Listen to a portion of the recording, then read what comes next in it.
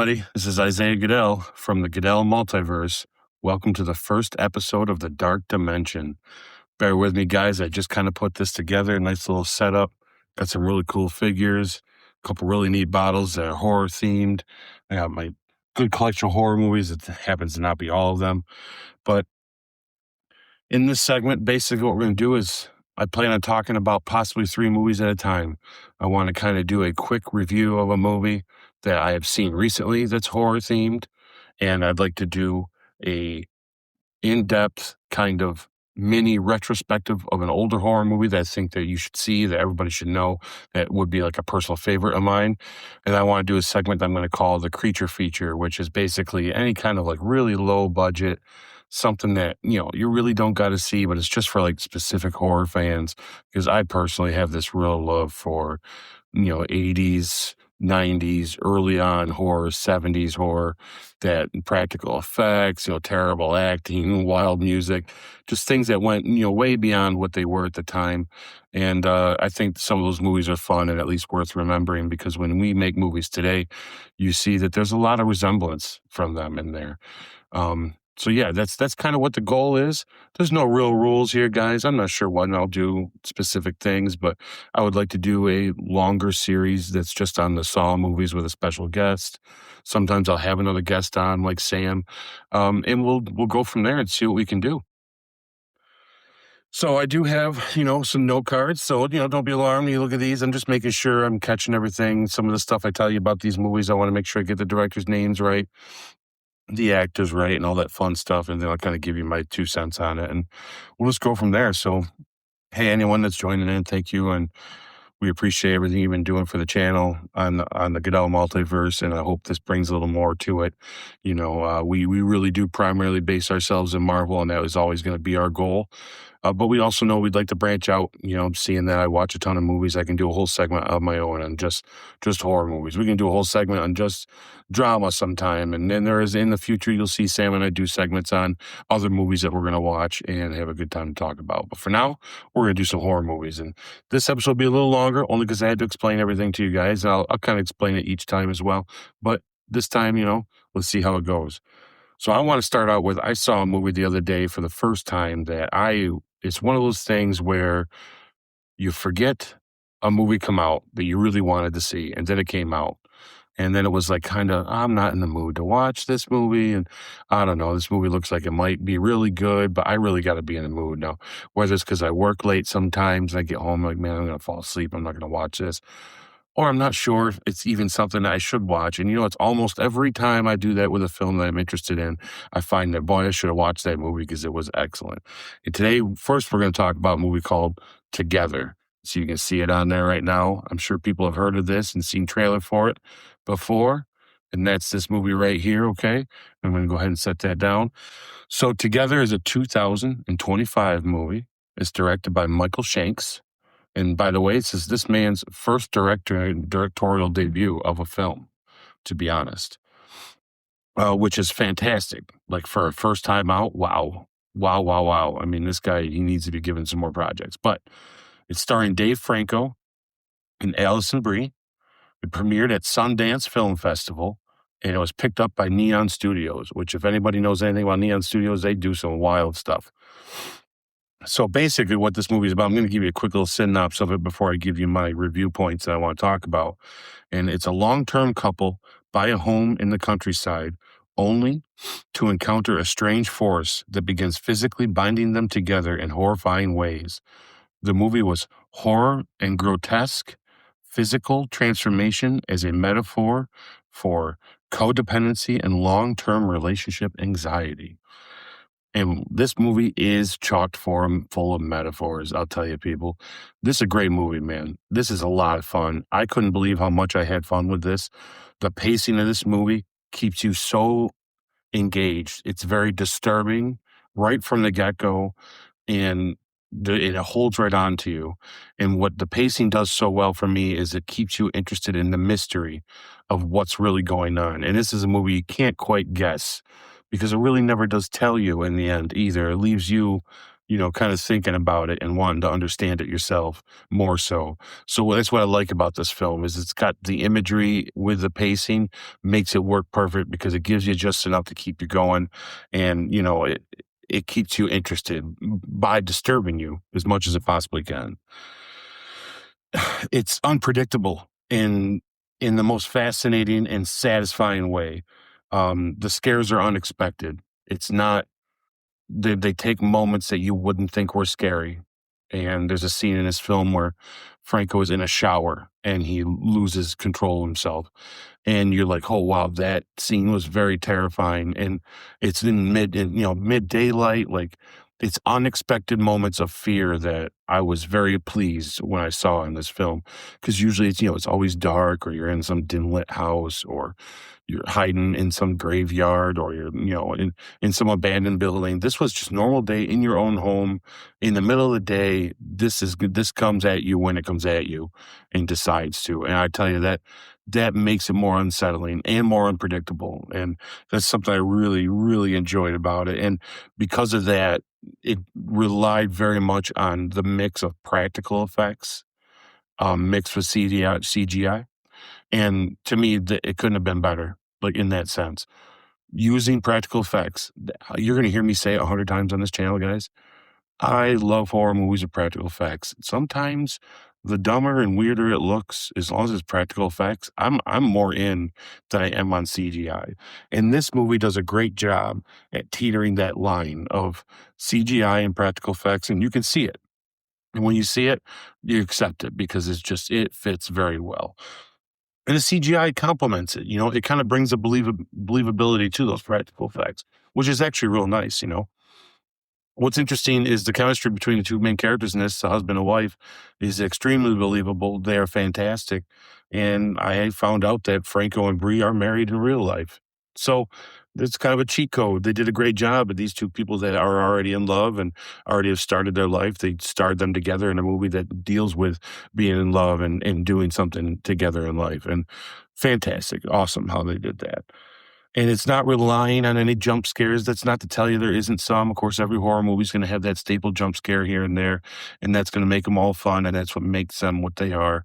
But this does not rely on them. The majority of the stuff that's frightening in this movie is just showing you a scene and a segment and an image of something being discussed or what they're doing, and that image makes you feel unsettled. And to me, that goes millions of miles forward when you can jump scare me in anything. You can take a drama movie and have a jump scare in it and still make me jump, and cool. That's a fun feeling. That's what makes it fun, right? But if you can just freak me out from just what you show me, then you got a winner. And this movie, it did. It freaked me out. There are moments like, oh, wow, that's very unsettling. And that really bothered me. And it had me thinking about what I just watched. And part of me was like, I don't know if I wanted to see that. And I kind of enjoy that about this film is it takes you there. It's not afraid to take you there. And like I said, alluded to earlier, there's no clear answer at the end of this movie. This movie requires you to use your thinking cap, to put it on, go watch it, and just be like, okay, I need to think about what's happening because when it ends, it ends. And it has a very abrupt ending that stays with you a while after you've watched it. Not an abrupt ending like you didn't see it coming, but it's kind of what I like to call a snap ending that makes you go, oh, wow, that was something else. And I'm not sure how I feel about that, but like it makes you think and it doesn't give you a very clear answer at all. You need to put the pieces together. You need to be zoned in on this one, guys. This isn't a throw it in and wait for the scares and do stuff around the house kind of movie. This is a sit down, lights off, bucket of popcorn, pay attention to what's going on, because the ending pays off because of that. So I highly recommend it. Don't wait. If you're like me and you just haven't seen this movie yet, put it in because it's a quick movie. It's a good time. It's got moments of levity that you laugh. The supporting characters are great. The setting is great. The pacing is great. You'll have a great time. Out of a 10, 1 out of 10 rating, I give this a 8 out of 10. Go see that movie, guys. It's a fantastic movie. That's going to be it for Together, and that's going to be the the quick review of the day. So I want to do a little retro dive into a movie that I think is dear to my heart and excellent in the horror genre, and I couldn't think of a better one to do first for this first episode of The Dark Dimension. And that, of course, ladies and gentlemen, is going to be 1992's Candyman. This movie is fantastic. I have a special relationship with this film because I watched it when I was arguably probably too young. And it left quite an impression on me as a young man, not knowing what I was quite into yet. And this movie made me go, there are things that are going to floor me out there that I can watch that really, really floor me. And this is one of them. And of course, as I got older and watched it again and again, I, gained knowledge and understanding of it. And it turned into a different kind of movie every time, So a little backstory on this film. It's 1992, directed by Bernard Rose. And it's based on a short story called The Forbidden by one of my absolute favorite horror authors. I read this guy's stuff all the time. I've got several of his books. I'm hoping to have a little bookshelf up here sometime soon of a few classic horror story books that would be fun that you guys can see behind me. And it's Clive Barker. He is so good. His horror writing is phenomenal. If you guys have not picked up anything of his, pick up the Books of Blood. They're fantastic writings. They've made several movies off of his stuff, whether it's Hellraiser or Midnight Meat Train. I'm not a huge Hellraiser fan, which is kind of funny seeing how much I love Clive Barker, but this here is a great rendition of his short story, The Forbidden. It's starring Virginia Madsen and the great Tony Todd. Everybody knows who Tony Todd is if you've seen any of the Final Destination movies. He is an icon in the horror industry. And he's, I think, arguably because of this movie, he is frightening in this movie, frightening. So a quick little synopsis of this one, just so you understand what it's about. If you haven't seen it, which I'd be surprised anyone watching this that's a horror fan has probably seen this movie. Graduate student Helen Lyle is researching urban legends. She becomes fascinated by the legend of the Candyman, a murdered spirit who appears if you say his name 5 times into a mirror. Of course, it's a lot more complicated than that, but that is without giving a lot away. That's what this movie's about, right? So this movie, guys, is technically a slasher movie. And what's unique about it is it did something that most slasher movies didn't do. And when I say something, I mean a list of things. Because your typical slasher movie was not this kind of movie at the time that it was made. And what it did is it had serious themes that other slashers usually didn't have. It had elegant cinematography that was full of gothic imagery. Now, you could argue that there might be some horror movies out there before this that also had that, but not in this specific genre of horror. This specific genre of horror really took to, exactly that gothic kind of elegant, frightening, but yet calm setting that it has that just feels almost unsettling, but, just enough to get you there. And it had psychological dread more than anything else. Most slasher movies, it's about where you feel safe and how you feel safe and how you get away from a bad guy and what they're up to and how they're trying to get you. This one was you're not safe anywhere because it was more psychological than anything else. And it had a social commentary going along with it, which dealt with race issues at the time, which even kind of can talk about even today and going further. The backstory of Candyman has a lot of that social commentary into it and who he was and where he's from and why he's the way he is. And most importantly was the villain, guys. He's a tragic, charismatic, and intelligent villain. He was not here to just freak you out. I mean, he's freaky. He scares you, no doubt. That voice, Tony Todd's voice, is just killer.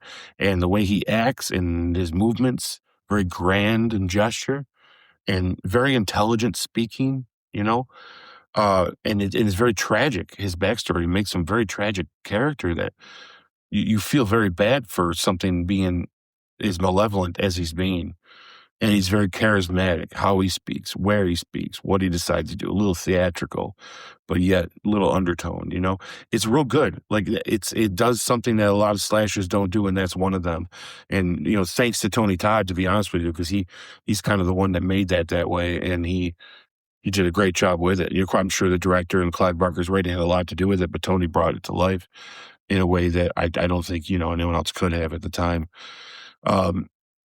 I always like to say Candyman doesn't just kill people, he seduces belief, and that's kind of the theme of this movie. It's a seduction into the belief of this urban legend of him that keeps him alive, much like Freddy in a way. But in this, there's a question of how real he is, even to the end, which I think is what's amazing about this film. How I take this film is you could watch this movie under the guise that he's a real spirit that comes and terrifies these people if they say their name, if they say his name 5 times in a row in a mirror. Or you could say they say his name 5 times in a row in a mirror and they go crazy and they think they're doing his bidding. And the movie shows it to you both ways. You see him doing these killings and causing these situations, but it also kind of looks like Helen did the killing and caused these situations in the way it's set up when you watch. When you watch this, you'll see what I mean. It she could easily have been the one that went crazy and did all this stuff that he did because we're just seeing what she sees, but that doesn't necessarily mean that that's true. So it kind of leaves you with this idea of you could believe that this was all Helen and it was in her head and she just went psycho and this caused her to do it. Sure, there's a plenty of evidence to prove that.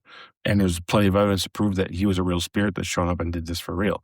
I'd like to obviously believe that he did it for real, and he makes it look like that for a reason, especially with Helen, because I think that he's after her. She is a descendant of a person in his backstory that he requires to have, that he falls in love with. And I think that his seducing her in by using murder around her to make her more like him is kind of his ambition here. And so I'd like, I'd love to you guys to put in comments your thoughts on what you thought that means when you watch this.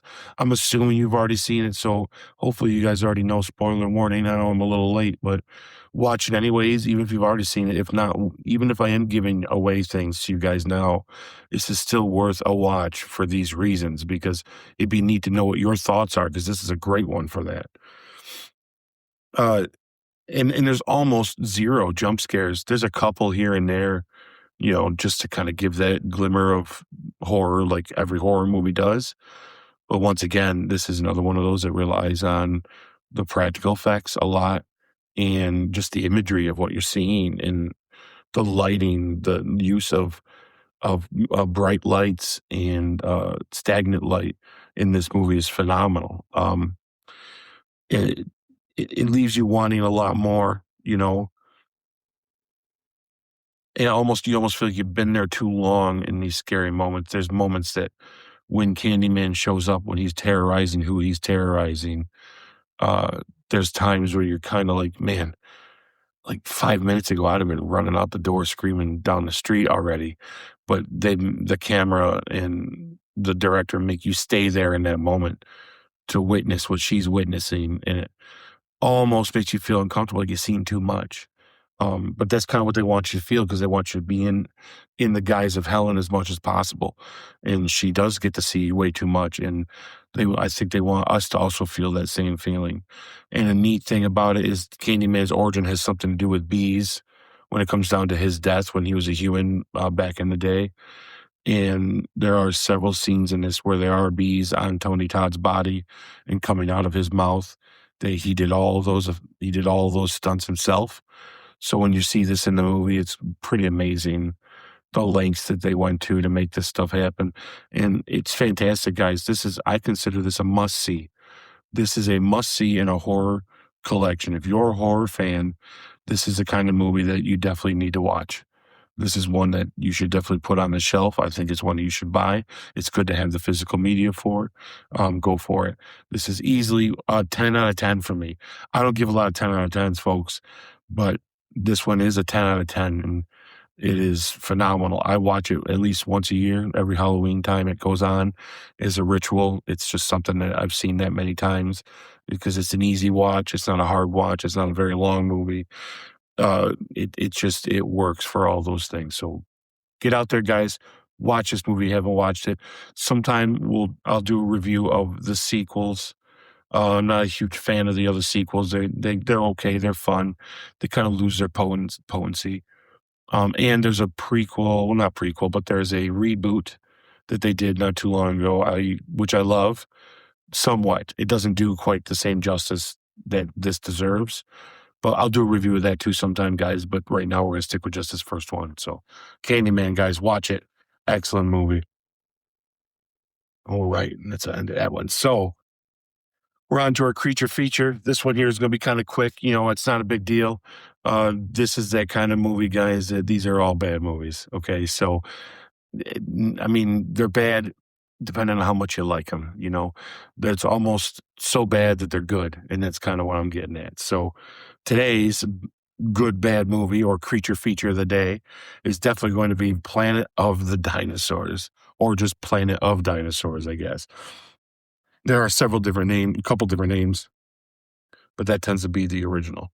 1977. So, you know where we're going with this already when I start throwing out dates like that. Directed by James K. Shaw. Basically, this movie, guys, is like, what if you mixed space survival, dinosaurs, and stop motion monsters? And this is what you get. Planet of Dinosaurs. This movie's awesome, guys. It's so bad, it's good.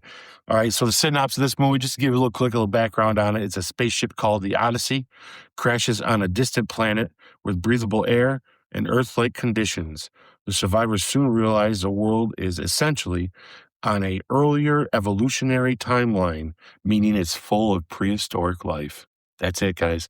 It is a simple movie about these people that crash land on a planet that's much like Earth, that has dinosaurs on it at the time, and now they're there and they're stuck and they got to start over. You could arguably say maybe this is the beginning of how we got here. I mean, it's definitely going to be the beginning of how people got to this planet. And, you wait millions of years and you forget that a spaceship crashed that got them there. But that's kind of how this movie ends, to be honest with you, is they look like cavemen because they got to make their own clothes and build their own little homes and fend themselves away from dinosaurs. But that's what's unique about this film is it starts out with laser beams and futuristic outfits and scary dinosaurs and ends up with cavemen that look like, oh, wow, this is Earth. Right? This is Earth, right? So you never know. I mean, I don't think that's what they're going for. I do believe they talk about Earth already in this. So this is just another planet that is much like Earth. And these people get to be the new inhabitants of it. At least the ones that survive. That's for sure.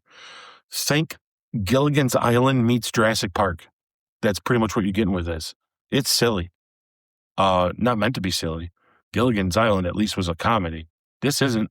But man, do you laugh. Some of the stuff they say is hilarious. The dialogue in this is awful. The acting in this is the best it can be. It's passionate. These people aren't horrible, but this is if you're going in this looking for Christian Bale level acting, guys, you're watching the wrong movie. That's not this movie. I promise you that. Let's see what else I got written down here for just a quick review of it, just to get you in it. Oh, the stop motion effects is some of the best. I mean, it's some of the best at the time.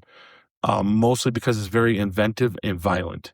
You get some of the old stop motion stuff, it's not as violent. It does look at maybe from the visual, but they don't get too violent because they're only working with what they can and they try not to do too much of that. But in this one, man, they go the distance and make sure it stays violent.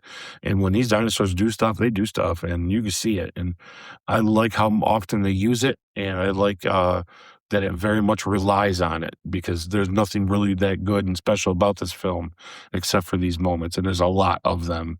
So that is very nice. This is chock full of stop motion animation, and it's really good. I would love someday, maybe I'll talk Sammy into this, guys, wink, wink. I would love to do a spoof dub over of this film where we play this movie and we do the voices of the different people on it and make it funny, because it already is funny. But like, the dubbing of this movie is already bad. When you watch it, you can tell that, some of what they're saying and what their mouths are doing is different already. So they fixed a lot of things and added stuff and went back, all sorts of stuff with this movie. It would be an easy movie to put in and just overdub a fun story. There's something funny on how the characters react. You'll see what I mean. This is a mystery science theater kind of watch. And it's the best way to put it. It's the kind of movie you could sit with some friends and just laugh and just be like, this is wild. What a wild, crazy, dumb idea. And it's a lot of fun. And it's the kind of movie that if you really like this kind of stuff, if you like dinosaurs, and you like people fighting dinosaurs and that kind of survival thing with that mix of sci-fi, then this is a kind of a must-see. I think this is one of those classics that is like a diamond in the rough kind of thing where, sure, it's not perfect. Yeah, it's not that good. I mean, it's not Jurassic Park. It's not Alien, but it doesn't need to be. It does its job for exactly what it is and is must-see. This is a must-see creature feature, guys. Watch this movie for sure. Um, I'm gonna give it its practical score on the real scale, 1 to 10 for horror. Yeah, it's like a 2. Yeah, there's a lot wrong here. You'll see what I mean. There's a lot wrong with this movie. It's like a 2. But on the creature meter, it's a 9 out of 10. Like on that, you just don't care. Throw it in because why not? It's a 9 out of 10 easily. A must see for sure. So that will conclude, guys, the creature features and the Dark Dimension movies of this week. So just a reminder, go back, take the time, watch together, watch this with a family member or with a loved one. It's a great one, especially if you got a wife or a girlfriend or a boyfriend or whatever you have that loves these kinds of movies. Is a great one to watch as a couple. Watch that. It's a great film, guys. And of course, one of the classics, one of the best ever made, Candyman. I promise you, it won't steer you wrong. Right from the music, beautiful music, guys, all the way through this movie. It has all of the gem. It's got everything that you want it to have. It's $1,000,000. It's a great movie. This is worth very much. Every horror fan should have this in their mind's repertoire of horror movies. And of course, if you like creature features and you like some of that stuff that's just nonsense, sci-fi features, whatever you kind of think of it, then watch this Planet of Dinosaurs. This movie is fantastic. And hey, guys, this channel, this segment of this channel, we're going to dive into these kinds of movies. As you can tell, it's going to be horror movies, sci-fi, anything with monsters, that kind of stuff, thrillers. I'll go through them. We'll go through a bunch together, guys. We'll have a good time with it. My background and stuff will change as we go. Thank you for being with me for this first episode and all the little kinks I have to work out. And I hope to see you next time, So, hey, keep enjoying those horror movies, man. Keep it going. Support your local horror movies. Go see what's coming out. Let's keep theaters interested in keeping these movies coming so we can get great original horror ideas because, man, when they're good, they're good. And I appreciate them very much. So I appreciate you guys. Thanks for watching. Hit the like button. Share. All your friends. Go over and check out the Goodell Multiverse. We're going to be doing more on Marvel stuff over there. You'll be seeing us do some Marvel news and all that. And look for part 1 of the Avengers retrospective coming out this next week or so. So we'll have Sam and I are going to have a lot of fun time doing that. So good talking to you guys. Thanks for sticking with me and see you next time.